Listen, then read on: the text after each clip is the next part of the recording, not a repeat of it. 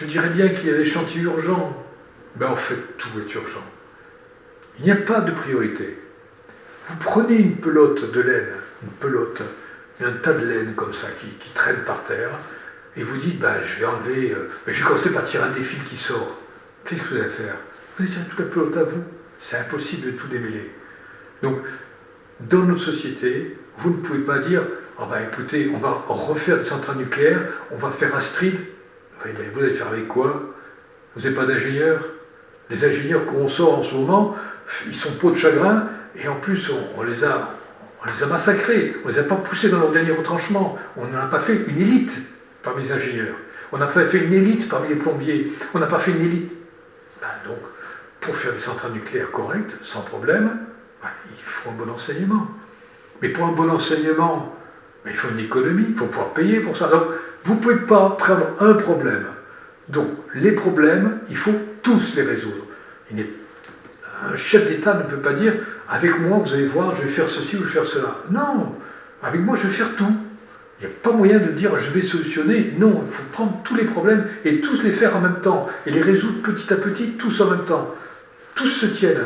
Et vous ne pouvez pas monter le niveau de la société si vous prenez qu'un seul problème. Si vous prenez qu'un seul problème, ça va casser la figure. C'est le cas des petites réformettes qu'ont fait tous les ministres d'enseignement, en laissant leurs traces indélébiles dans l'histoire.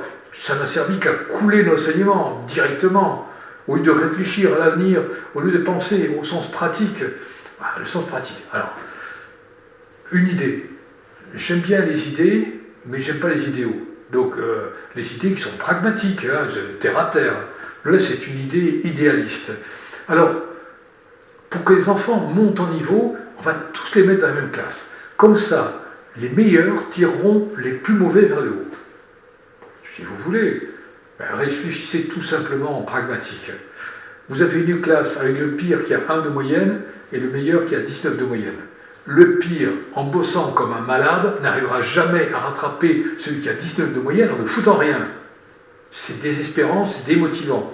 Mettez cette personne qui a 1 de moyenne, mettez tous les gens qui ont 1 de moyenne ensemble, et vous allez avoir une moyenne qui va s'étaler de 8 à 16, 8 à 18.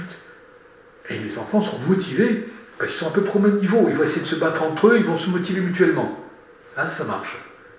Si vous mettez tous les enfants qui sont super intellectuels ensemble, au lieu d'être amorphes en attendant, en s'ennuyant pendant le cours, tout à coup, ils vont avoir une stimulation entre eux, on va leur donner des études à leur niveau, ils ne vont plus s'ennuyer, on va les pousser, on va avoir des super ingénieurs. Ils n'auront pas la cape comme Superman, mais ce sera des super ingénieurs, et on a un pays qui va monter.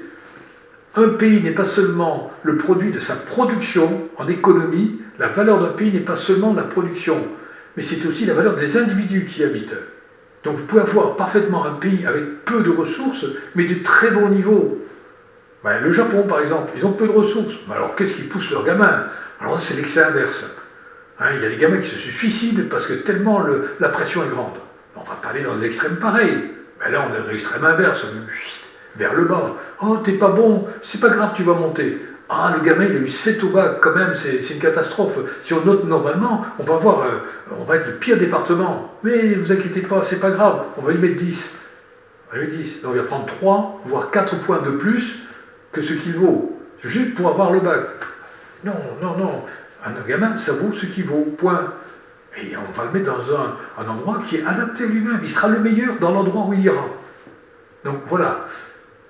Il faut absolument que notre pays se relève. Et il ne va pas se relever avec de la gentillesse. Il va se relever avec la fermeté, du pragmatisme, de l'efficacité. Merci de votre attention.